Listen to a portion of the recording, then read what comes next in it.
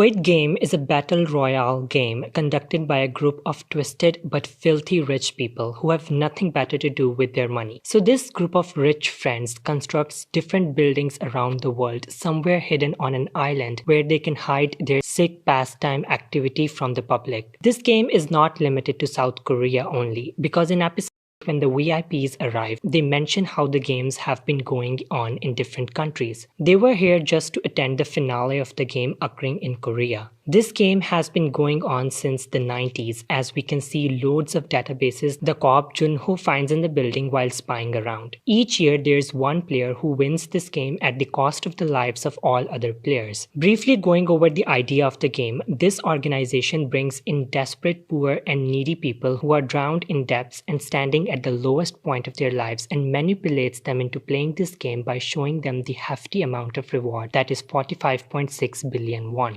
This organization gives itself an edge and tries to make itself not responsible for the killings of all people involved by giving the players full permission to participate or not. They even include a clause that lets them leave the game if the majority of the player agrees to not continue the game. The players of 2021 shown in this series do so in the beginning, only to find out that the real world is also torturous, so they'd rather play the game. The players come back, which also shows how strong humans' greed for money is. But as the old saying goes, greed is a curse. That's how the game proves to be for all of these players. A curse. Long story short, through many traumatizing challenges and watching his friends die in front of him, our main antagonist of the series, Seung Gi-hun, wins the game, but by the end, he realizes that no amount of money is better than human life, and he would rather have his friends back and live with no money. And that's how he spends his life. There's a 1-year time leap after winning the game, and we see that even after winning all that money, he never used anything from it, as he can't bring himself to use this money which he won after the death of all those people. Regrets kill him each and every day until one day he receives a card from the game organization once again. He goes to the location mentioned on the card only to find out the biggest secret, that one of the friends he made in the game, player 1, the old man, was one of the founding members of the game and the mastermind behind all this. He had called Gi-hun to ask why he hasn't used the money. There were multiple instances during the series which show how this old man was a VIP all along. The way how during the night when a fight breaks out amongst the players, he is nowhere to be seen, and when he screams to stop this fight, standing on top of the beds, the first man, the guy with the black mask, immediately asks to turn on the lights and break the fight. Then it is hinted multiple times that a VIP is in this place too, who has the golden mask, but it's never shown where he is. When the other VIPs arrive, they also ask where the VIP of this place is, and the first man gives an excuse about it. Also in the marbles game, they don't specifically show the old man getting shot. We only hear a bullet being fired. Anyways, coming back to the present, the old man is on his deathbed and he gives lame reasons as to why the game exists in the first place. How he does it for fun. He mentions that before dying, it was his wish to play the games he used to play with his friends back in his childhood again. That's why he enters the game himself, as it's more entertaining for him than only watching the game. Also, he tries to justify himself by saying that no one in the world cares for the poor, and that by conducting this game, they're somehow helping the poor. The old man and Gi-hun make a bet on a drunken guy on the street if someone will help him or not before midnight. Gi-hun wins because a woman brings the cops with her to help this man, which proves the old man and his stupid reasons for conducting these twisted games wrong.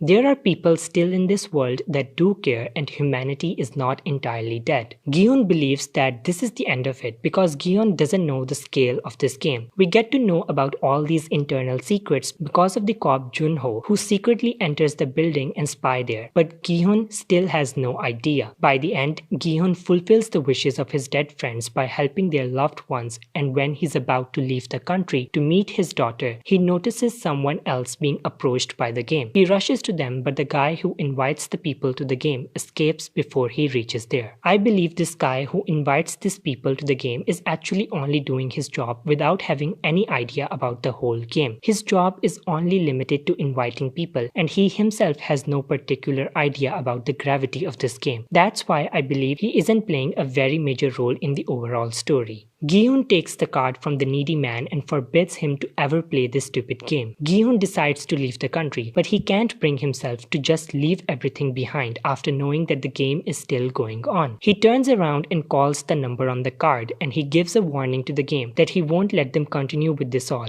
Gi-hun is determined to get to the bottom of all this, and the series ends here. We can consider this an end and move on thinking that these sick games will always keep on going as long as there are twisted rich folks and greedy people who are ready to even kill for money. Also, we can think that Gi-hun will start his own investigation and will somehow and someday get to end this organization. But there are countless possibilities for season 2. The creators can definitely extend the series easily. I believe the second season could focus more on the first man. Maybe they can show how the first man won the game himself and his backstory and how this first man got to become the first man and how he is ahead now. One of my theories is that the players who win are given an opportunity to head the other games in different locations, as there are more such games happening around the world. But Gi-hun was never approached, so there might be some other criteria to head the games. I believe there's a possibility that the cop Junho is still alive. After all, he was first man's brother. I think the first man purposely shot him in the shoulder so he can save him later on and also show the workers that he is on their side. The first man's betrayal of this whole game will help Gi-hun a lot in fighting this organization.